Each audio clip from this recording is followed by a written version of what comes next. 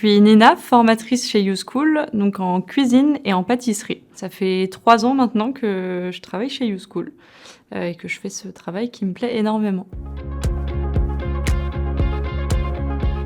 Alors moi, j'interviens chez YouSchool sur les plateformes cuisine et pâtisserie en tant que formatrice. Donc ça veut dire que je vais être là pour accompagner les apprenants dans leur parcours de formation.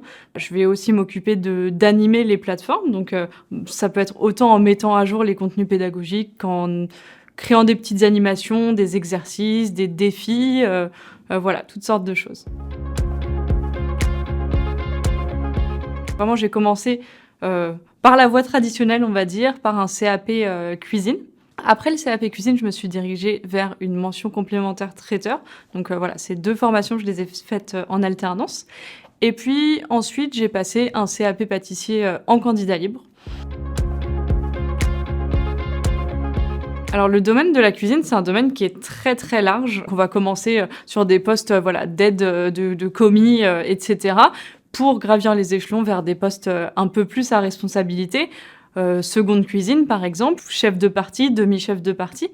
Et puis, au plus haut, on va accéder à des postes de chef, donc avec des brigades plus ou moins grandes. Donc la brigade, ça va être le personnel qui compose l'équipe en cuisine. Et puis les débouchés, donc ça peut être dans n'importe quel type de restauration, autant restauration traditionnelle que maintenant on voit de plus en plus de food trucks.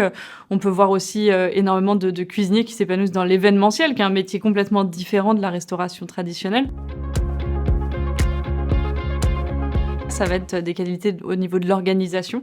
Donc c'est important de rester organisé, sinon ça peut vite être le chaos en fait autour de soi. Il faut avoir aussi une certaine créativité. Parce que voilà, la cuisine, c'est tout un art aussi, et puis on a besoin de... Voilà, c'est par ce biais aussi qu'on peut exprimer sa créativité, et c'est comme ça que ça fonctionne.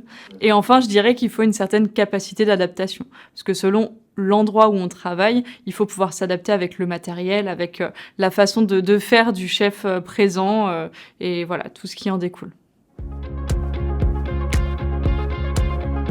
Il faut garder de la régularité dans son avancée dans la formation. C'est important de suivre un plan de formation. Nous, c'est quelque chose qu'on fait avec nos apprenants, c'est-à-dire qu'on établit un plan de formation qui va leur permettre de se projeter sur l'année, sur les 2 ans, quel que soit le temps pour accéder à l'examen.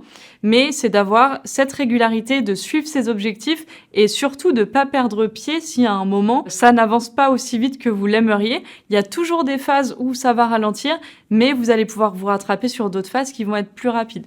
Et puis surtout, n'hésitez pas à demander de l'aide si vous en avez besoin.